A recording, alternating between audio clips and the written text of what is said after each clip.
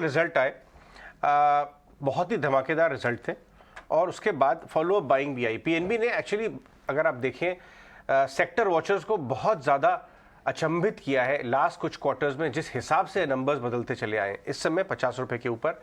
और हमारे साथ पीएनबी के मिस्टर अतुल कुमार आज चेयरमैन हैं, जो एमडी हैं, हमसे बात करने के लिए कि किस तरह के रिजल्ट्स के अंदर जो एफर्ट्स लिए गए वो रिफ्लेक्ट हुए और आगे चल के किस तरह की आपको डेटा पॉइंट दिखाई दे सकती है।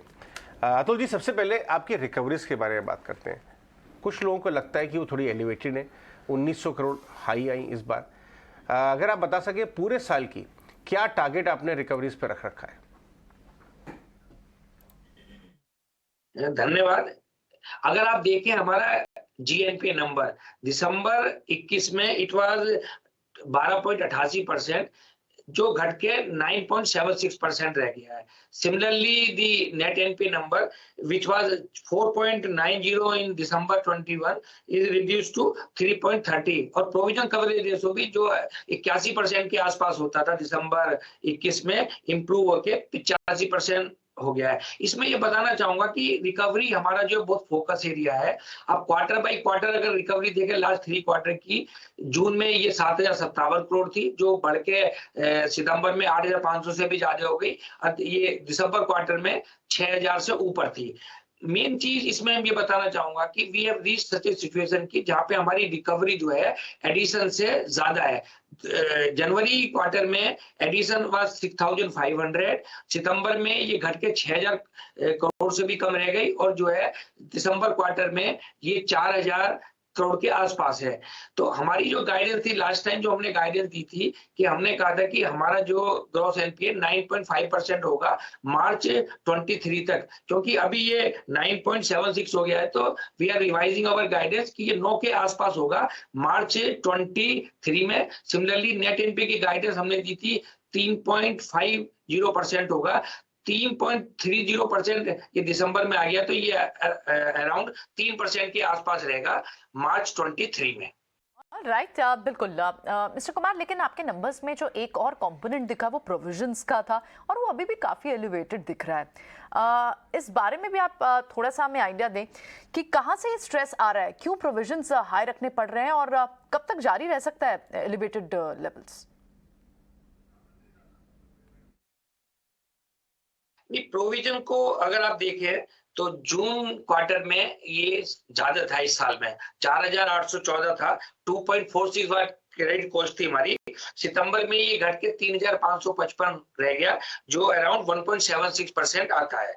तो दिसंबर का अगर आप देखें तो 3,908 है, जो लगभग 1.87% है। पहले तो मैं आपको बताना चाहता हूं कि जो प्रोविजन रिक्वायरमेंट है ये 3 फैक्टर पे डिपेंड करती है। पहला फैक्टर तो ये है आपकी एडिशन कितनी है, तो एडिशन मैंने बताया क्वार्टर बाय क्वार्टर कम हो रही है तो आगे प्रोविजन कम होगा।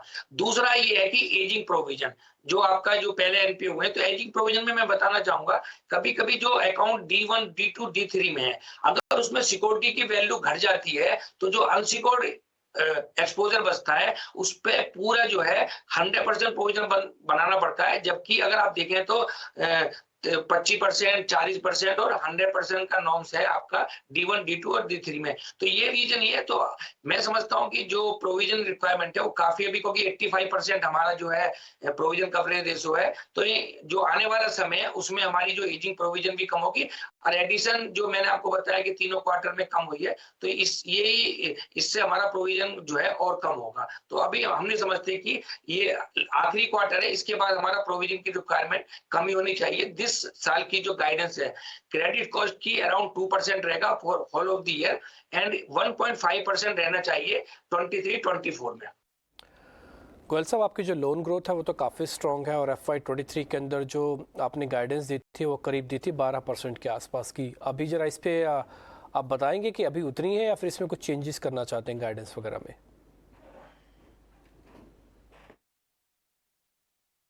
हाँ, जो है देखिए ये जो लास्ट क्वार्टर गया है हमारा दिसंबर क्वार्टर, इसमें हमारा वाई ग्रोथ 13.43% के करीब है। लास्ट टाइम हमने गाइडेंस दी थी कि ये पूरे साल की 12% है। अभी डिमांड है, रैम सेक्टर में भी डिमांड है अच्छी, कॉर्पोरेट में भी अच्छी डिमांड है, तो हम इसको रिवाइज कर रहे हैं कि अब ये 13 से 14% पे रहना चाहिए, क्योंकि रिटेल में अगर आप ग्रोथ देखें हमारी, वो 32% के करीब है। हाउसिंग लोन में भी लगभग जो ग्रोथ है वो 9% से ज्यादा है। रैम सेक्टर में ये 11% से ज्यादा है। कॉर्पोरेट में जो डिमांड है, अभी वर्किंग कैपिटल लिमिट जो उनकी सैंक्शन थी नॉर्मली वे यूटिलाइज नहीं हो रही थी, they have started utilising also. And corporate में जो डिमांड है वो आपकी जो इंफ्रास्ट्रक्चर से बड़ी अच्छी डिमांड है, रोड में बहुत सारी डिमांड आ रही है, एनबीएफसीज में अच्छी डिमांड है। एनबीएफसीज में हमने एक्सपोजर लिया है और 1,27,000 करोड़ के करीब हमारा टोटल एक्सपोजर एनबीएफसी में, जिसमें मैं बताना चाहूंगा कि A and above external rating 98% उसमें एक्सपोजर है। तो ये जो गाइडेंस है हम अभी दे रहे हैं कि 13 से 14% आराम से होनी चाहिए इस साल के लिए। ठीक है, चलिए आगे बढ़ते हैं, बात करते हैं आपके मार्जिन्स की। यहां से आपके मार्जिन्स किस लेवल पे जाते हुए नजर आते हैं?